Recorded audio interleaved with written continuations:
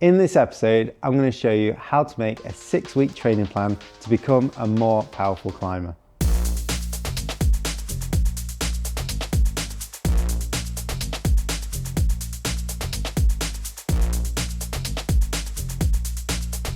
To begin with, power is effectively using force at speed. I'm going to focus on using force faster and becoming better at more explosive movements. It's important to note that your ability to use powerful movements is based on your maximum strength, so the maximum force you can produce. So as an example, if I can do a 2-arm push-up and I find that relatively easy, I can do that in an explosive manner at speed. However, a 1-arm push-up is way closer to my maximum force and therefore I can't do that very explosively and at greater speed. So let's break down some powerful climbing movements.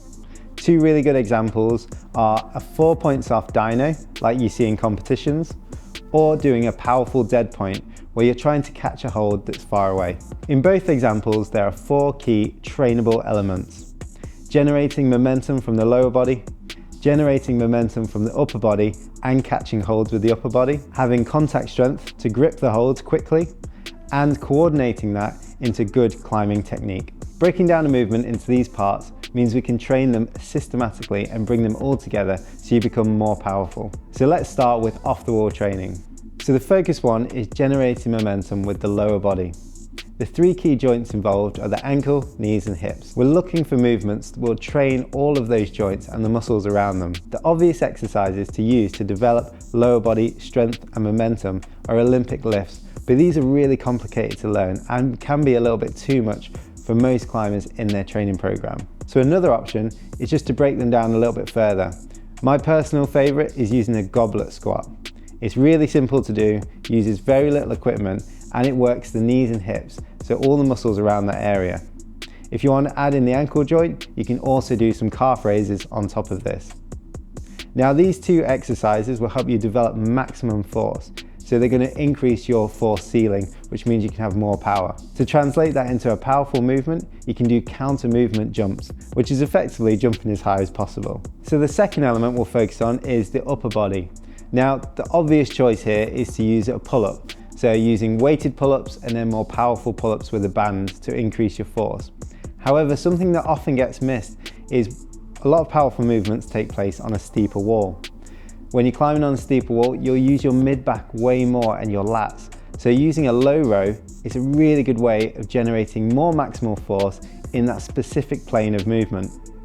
To make it more powerful, flip it upside down, go onto a TRX and do the same movement really powerfully. So the third element is actually catching the holds themselves. Developing maximum force in your fingers, I think we've covered that in many of the other YouTube videos. However, developing power and contact strength in your fingers is something that a lot of people miss out in their training, and they usually develop it just climbing. However, a really good exercise on how to develop it specifically and become better at this is jump to holds. You can start this off on a nice easy terrain using bigger holds and keeping one hand on the wall. So you're just doing slight movements up and catching a hold above you. You often see people do this on the campus board.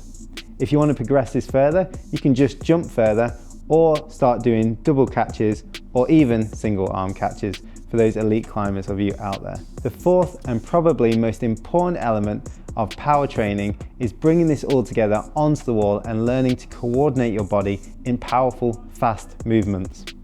I think this is something that gets missed by loads of climbers, so it's a great set of drills to bring into your climbing irregardless of whether you're doing the rest of this training program. The first drill is pin the feet dead points. You start with your feet in exactly the same position, holding 2 hand holds, and then you're going to do a large movement to another hand hold. You can start progressing the size of holds or the distance between them, which means you're going to develop more and more power. The key to this is the fact that you're moving up powerfully, you're catching the holds, and you're learning to hold tension in the rest of your body at the point of catching. So another way to progress this is to increase the distance between holds, but also release one leg from that movement. So it's a lot more specific to climbing movements that you'll find on the wall.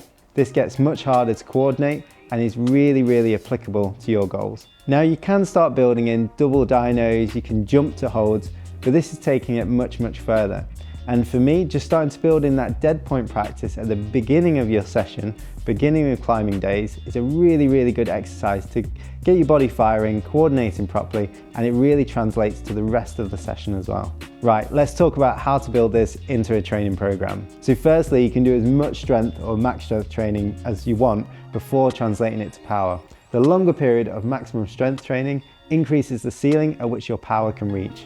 So this is a really short example of how to make a training program over 6 weeks. In the first 3 weeks, we're going to focus on building maximum strength in those exercises we've discussed, whilst developing more coordination on the wall. The second 3 weeks, we're going to translate all of those exercises to power examples that I gave earlier, and then we're going to build in more and more complicated coordination movements on the wall. In the first 3 weeks, you're going to use those more intense weighted exercises that we discussed earlier, and you're going to complete 3 to 5 sets of 3 reps of each of them. The intensity should be pretty high, so you're developing maximum strength in those specific movements. You can do this up to 2 sessions a week. At the same time, start increasing the amount of time that you spend doing those coordination drills that we discussed earlier. So it could start off with problems you already know or are bored, or just doing small movements at the beginning of the session to increase your coordination in powerful dead points. In the second 3 weeks, we're going to keep things really simple. We're going to do exactly the same sets and reps, the same workout number, but you're going to translate all the exercises to the powerful examples. Instead of doing goblet squats, you're going to do counter movement jumps. Instead of doing weighted low row, you're going to start doing TRX powerful low row. At that same time, you need to start progressing your powerful coordination technique drills on the wall.